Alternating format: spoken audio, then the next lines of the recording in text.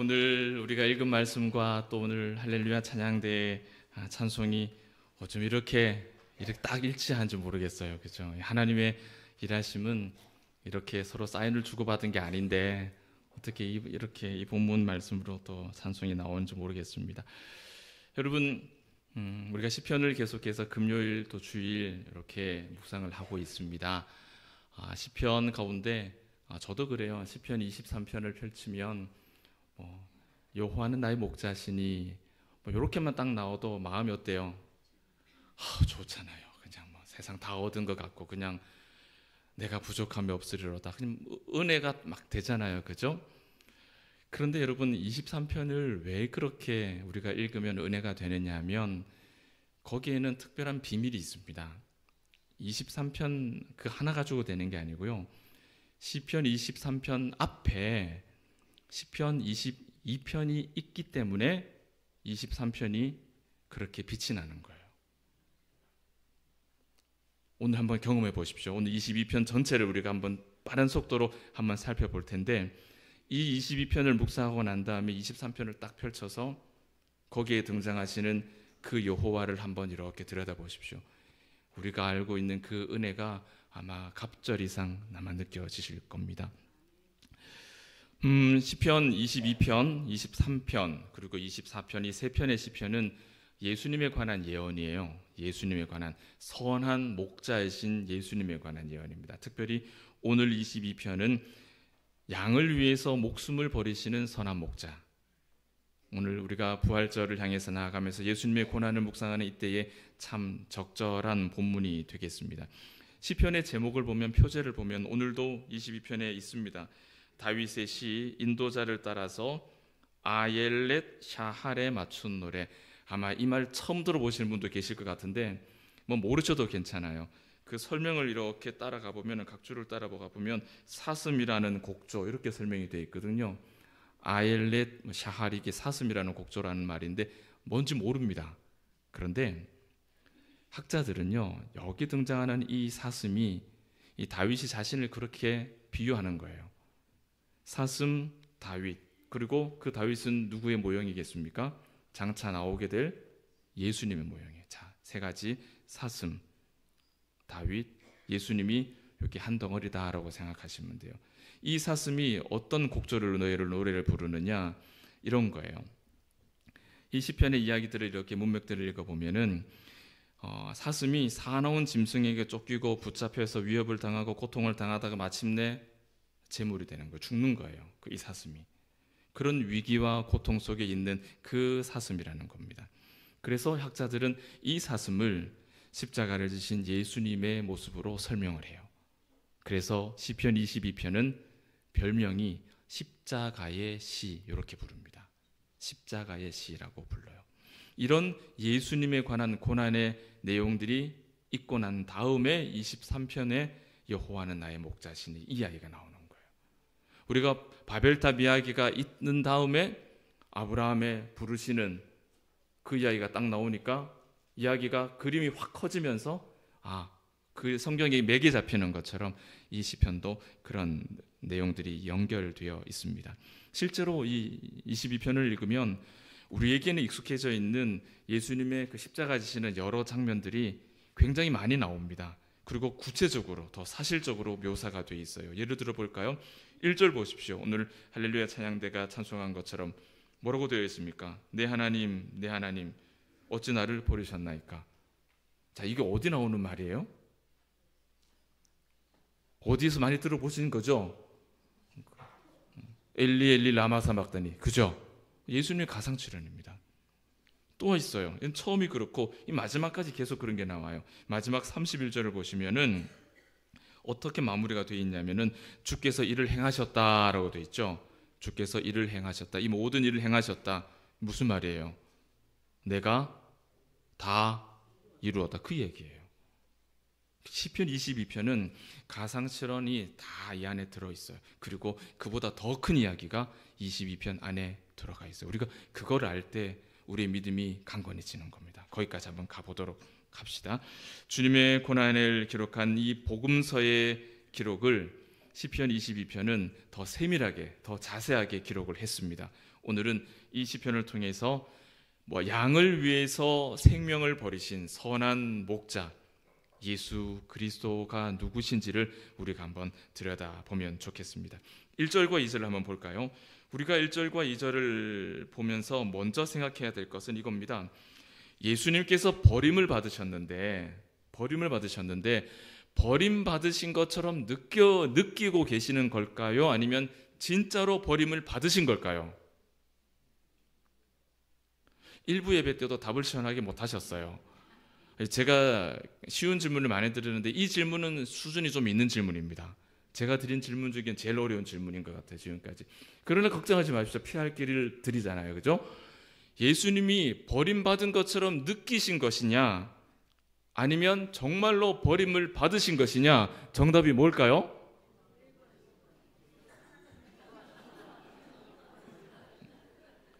진짜로 버림을 받으신 거예요. 진짜로 버림을 받으신 겁니다.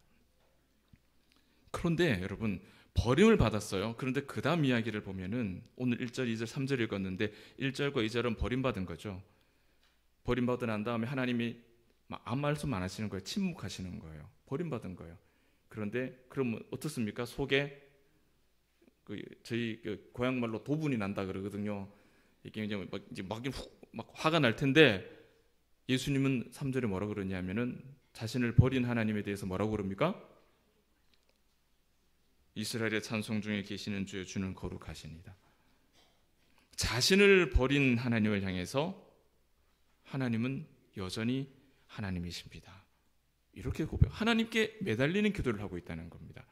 이것이 일반적이지 않은 상황입니다.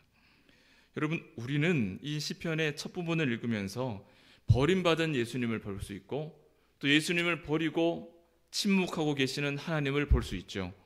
그냥 침묵하고 계시는 하나님을 볼 수 있는데 성경은 이 하나님의 침묵을 아주 특별한 것으로 우리에게 해석을 합니다. 하나님께서 성부께서 성자를 버리고 입도 코도 떼지 않고 가만히 계시는 거예요. 보고만 계시는 거예요. 그 장면을 성경이 뭐라고 해석하느냐면 말씀 한 절 볼까요? 로마서 5장 8절, 오늘 우리 교동문 가운데 있었던 말씀입니다. 같이 읽겠습니다. 시작.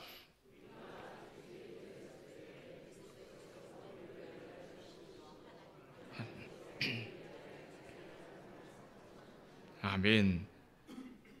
하나님께서 아들을 죽이시는 것이 뭐라고요? 우리를 향한 사랑의 확증이라는. 하나님이 입 다물고 계시는 건, 아들이 죽어가는 걸 보면서 아무 말하지 않으시는 건 우리를 위한 사랑의 확증이라고 성경은 그렇게 해석합니다. 또 한 말씀 볼까요? 요한일서 4장 9절과 10절 같이 한 번 더 읽어보도록 하겠습니다. 시작.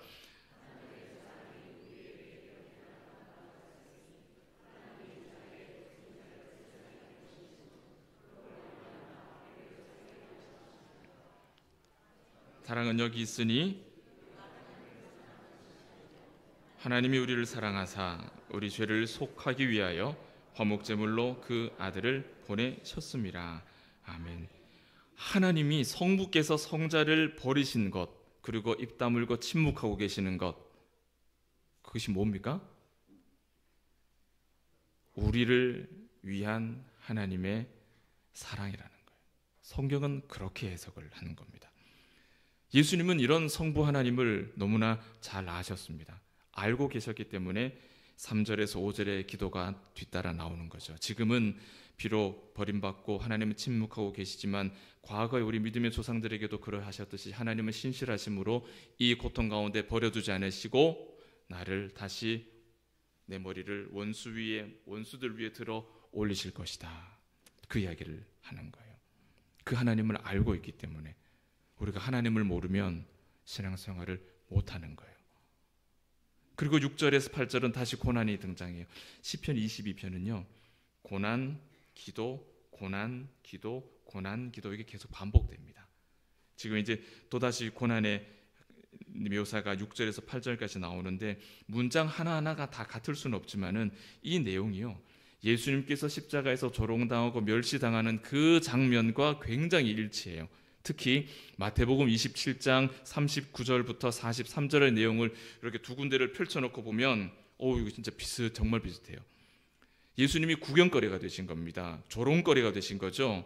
6절을 보세요. 하나님의 아들이 낮아지시는데 어디까지 낮아집니까? 그냥 사람으로 오신 것도 낮아지신 건데, 사람 중에 제일 비천하고 제일 못난 사람 된 것도 낮아진 건데, 예수님의 낮아짐은 그런 낮아짐이 아니라 뭐라 그럽니까?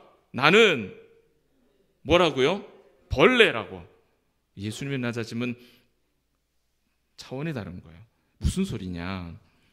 예수님은 십자가 위에서 아무도 주목하지 않는, 아무도 의미를 부여하지 않는 외로운 죽음을 당하신 겁니다. 몇몇 사람들 제외하고는 예수님은 어느 식민지에서 그 식민 백성 중에 심장이 뜨거운, 가슴에 피가 철철 끓는 청년 하나가 그냥 독립운동하다가 저렇게 그냥 십자가에 죽는 그런 사건 하나에 지나지 않는 거예요. 아무도 거기에 주목하지 않아요. 의미를 부여하지 않아요. 그런 죽음이에요. 사람들은 그래서 마치 벌레를 잡듯이 사슴을 몰아서 그를 옥죄이고 그를 잡아먹은 그 사나운 짐승들처럼 예수님을 몰아붙였고 그렇게 십자가에 달려 죽게 했던 겁니다. 그 이야기가 오늘 이 말씀 가운데 고스란히 기록된 거예요. 이런 조롱 속에서 예수님은 다시 기도하죠. 9절에서 11절의 이야기입니다. 3절에서 5절의 기도가 이스라엘의 역사 속에 나타난 하나님에 대한 구원을 의지했던 거라면 9절에서 11절의 기도는 조금 다르죠. 뭐라고 합니까? 오직 주께서 나를 모태에서 나오게 하셨고 내 어머니의 젖을 먹을 때 의지하게 하셨나이다. 내가 날 때부터 주께 맡긴 바 되었고 모태에서 나올 때부터 주는 나의 하나님이 되셨나이다. 이 기도는 내가 나기 전부터 하나님은 나의 하나님이십니다라는 고백이에요. 이건 뭐 과거에 하나님 우리를 도와주셨으니까 이번에도 도와주실 겁니다 정도가 아니라 하나님은 내가 만들어지기 전부터 하나님 나의 구원자가 되십니다. 이 고백인 거예요. 오늘 유아세례 받은 아이들에게 이 말씀이 얼마나 적절한 말씀입니까? 하나님은 역사 속에뿐만 아니라 우리가 뱃속에 태중 가운데 있을 때부터 하나님은 신실하셨고 여전히 나를 구원하시는 하나님이셨다. 결국 이 시인의 고백은 자신을 버리고 침묵하고 계시는 하나님에 대해서 여전히 믿음을 가지고 있는 걸 보여주는 거죠. 그리고 12절에서 18절에 또다시 한 번 더 고난이 묘사가 됩니다. 지금 여기 나오는 고난은 이제 정서적인 고난이 아니라 육체적인 고난이에요. 12절, 13절, 16절 보면 황소도 나오고 바산의 힘센 소도 나오고 개도 나오고 사자도 나오죠. 이런 짐승들이 하나같이 다 상징이 있습니다. 예수님을 십자가에 못 박으려고 달려들었던 유대인들, 로마 군인들, 총독들, 이런 사나운 짐승과 같은 대적들이 바로 이들입니다. 이런 핍박 속에 예수님은 어떤 고난을 당하셨습니까?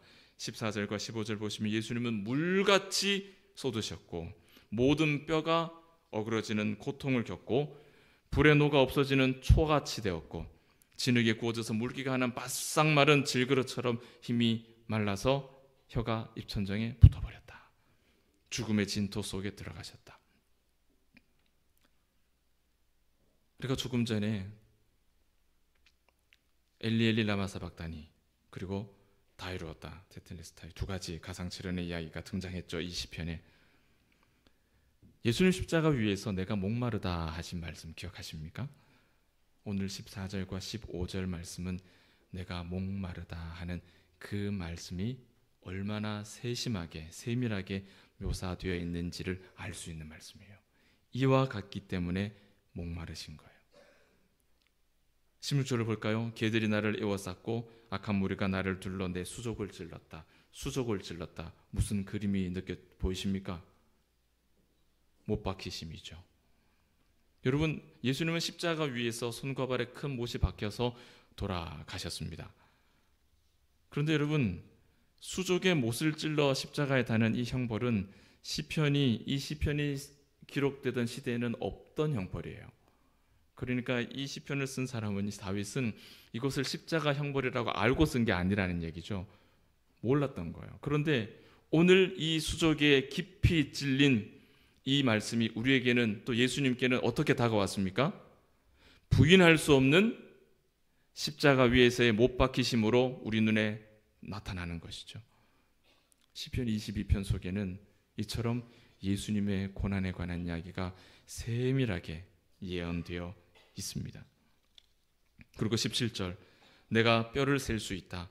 모진 채찍질로 살이 다 벗겨지고 뼈가 드러나는 그 장면이죠. 우리가 영화를 보면서 또 복음서를 읽으면서 목격했던 그 장면입니다. 18절, 겉옷을 나누고 속옷을 제비 뽑는 것, 골고다에서 로마 병정들이 했던 그 일이죠. 고스란히 그 이야기가 또 등장하고 있습니다. 옷벗김, 수치와 굴욕이죠. 첫사람 아담이 우리를 포함한 모든 후손들에게 물려준 피할 수 없는 그 죄의 수치를 가려주시려고 주께서 친히 벌거벗김을 당하신 거예요. 짐승 옷 입히지 않고 그리스도의 세마포를 입혀주시기 위해서 그분이 당하신 거예요. 이런 고난의 정점에서 예수님은 다시 또 기도합니다.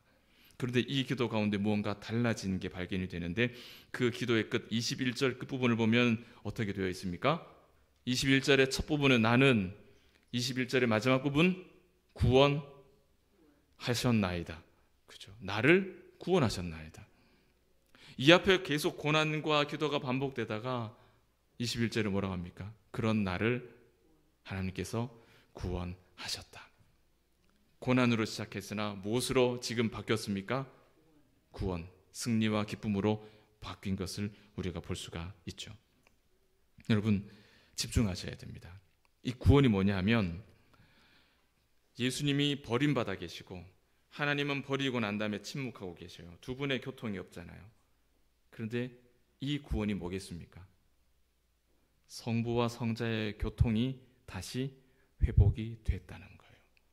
하나님과 우리 사이의 관계가 끊어진, 그 죄로 인해서 끊어진 관계가 회복이 됐다는 거예요. 그것이 구원입니다. 그것이 구원이에요. 고난과 절망이 기쁨으로 변화되는 모습이죠. 우리의 삶이 이런 믿음 가운데 거하면 마침내 우리의 삶도 구원받는 승리의 기쁨을 누리게 될 것을 오늘 시편은 우리에게 보여주시는 겁니다. 그리고 나서 22절부터는 이제는 승리의 찬송이 계속해서 이어지는데 그 찬송의 범위가 달라져요. 처음에는요, 22절에는 요 가까이예요. 형제, 회중, 가까이. 23절에는 야곱의 자손, 이스라엘 자손, 뭐 확장해도 유대인 세계 정도, 그 정도예요. 이들에게 먼저 복음이 증거됩니다. 맞죠? 그들에게 복음이 먼저 증거되었죠. 그들에게 하나님께서 택하셔서 그들이 복음에 먼저 들을 수 있었습니다. 그런데 그들은 복음을 어떻게 합니까? 받습니까? 발로 차버립니까? 발로 차버리죠. 발로 차버립니다. 그래서 어떤 일이 발생합니까? 그 후로 이 복음이 누구에게 가요? 사도 바울의 등을 입고 열방으로 복음이 전파되기 시작합니다. 예루살렘에서 시작된 이 복음이 그들의 형제와 그들의 회중과 야곱의 자손과 이스라엘의 자손을 넘어서 어디로 가고 있어요? 모든 세계로. 그 이야기가 어디 나오는 이야기예요? 사복음서, 사도행전, 그 다음에 바울 이야기, 서신서 이야기들이 다 이 이야기를 하는 거예요. 그러니까 시편 22편 이 말씀 속에는요, 예수님의 죽음과 그 고난과 죽음뿐만 아니라 그 죽음이 어떤 결과를 가지고 왔느냐, 그 복음이 유대인의 벽을 넘어 모든 세상에 그 생명이, 그 구원이 확장되었다라는, 그러니까 사도행전 이후에 모든 신약 성경의 내용을 다 포함하는 내용이 시편 22편 이 한 편 안에 다 담겨 있다는 겁니다. 이 시편이 얼마나 큰 시편이에요. 그러니 얼마나 거대한 시편인지 몰라요. 25절 보면 큰 회중이라는 말이 나와요. 이게 증거예요. 십자가 구속통해서 복음이 모든 민족에게로 확장된 것을 뜻하죠. 고난과 죽음이, 구원의 은혜가 이제 확장되는 겁니다. 확장되는 거예요. 예수님은 고통스러운 십자가 위에서 온통 이 생각으로 가득하셨습니다. 나의 죽음으로 구원의 기쁨을 누릴 자가 누굴까? 예수님은 십자가에서 저를 생각하셨고 여러분을 생각하셨고 오늘 세례받으신, 학습받으신, 입교하신 여러분을 한 사람 한 사람을 생각하신 거예요. 예수님께서. 말씀을 맺으면서 한 가지를 우리가 집중합시다. 31절입니다. 와서 그의 공의를 태어날 백성에게 전하며 주께서 이를 행하셨다 할 것임이로다. 하나님께서 우리에게 무언가를 전하라고 하십니다. 그 전하라고 하는 내용이 뭡니까? 너희는 이와 같이 이것을 행하라 그리하면 살리라. 맞습니까? 너희는 이것을 행하라 그리하면 살리라. 맞을까요? 틀릴까요? 아니에요. 이것을 행하라가 아니라 주께서 행하셨다. 이걸 전하라는 거예요. 주께서 이를 행하셨다. 이 말씀을 전하라는 겁니다. 우리가 할 수 있는 게 아니에요. 하나님께서 다 이루셨다. 내가 다 이루었다. 내가 다 이루었다. 이것을 전하는 겁니다. 이것을 행하라 그러하면 구원받을 것이다. 이 바리새인 이야기죠. 이게 율법이죠. 사랑하는 여러분, 주께서 내가 다 이루었다 하셨을 때 성소의 휘장이 찢어졌습니다. 그 속죄가 완벽한 속죄라는 뜻이죠. 이제는 누구도 1년에 한 번 해마다 속죄일에 피를 가지고 그 휘장 밑으로 지나가지 않아도 돼요. 대제사장의 피 묻은 손으로 그 휘장 밑으로 지나다니지 않아도 돼요. 왜? 그런 휘장이 이제는 없어졌거든요. 이제 사라졌거든요. 그리스도의 대속의 십자가로 인해서 우리는 하나님 앞에 나아갈 담력을 얻었기 때문입니다. 그래서 그리스도의 죽음은 죄에 대한 유일한 값이고 완벽한 값이다. 이제 우리 그리스도 안에 있는 우리들은 더 이상 정죄 아래 있지 않고 우리에게 남은 것은 하나님의 자녀에게 주시는 아버지의 징계만 남는 겁니다. 정죄가 남는 것이 아니라 징계, 벌이 남는 거예요. 벌. 말씀을 맺습니다. 그리스도의 고난과 죽음, 부활과 구원을 묵상하는 계절입니다. 구주께서 다 행하셨다. 주께서 이를 행하셨다. 이 한 말씀을 꼭 기억하셔야 돼요. 이 한 말씀에 다른 것이 더 붙여지면 그것은 복음이 아닌 거예요. 복음이 될 수 없는 거예요. 주님은 이 복음을 전하라고 우리에게 말씀합니다. 주께서 당신의 구원을 위한 모든 일을 주께서 다 하셨습니다. 여전히 죄 아래 신음하고 있는 우리 모든 가족들과 이웃에게 우리 예수님의 고난과 부활과 승리를 묵상하는 이때에 이 강력한 복음을 다시 한번 더 증거할 수 있는 봉덕의 사람들, 예수님의 제자 되시기를 주의 이름으로 축복합니다. 기도하겠습니다. 고마우신 아버지,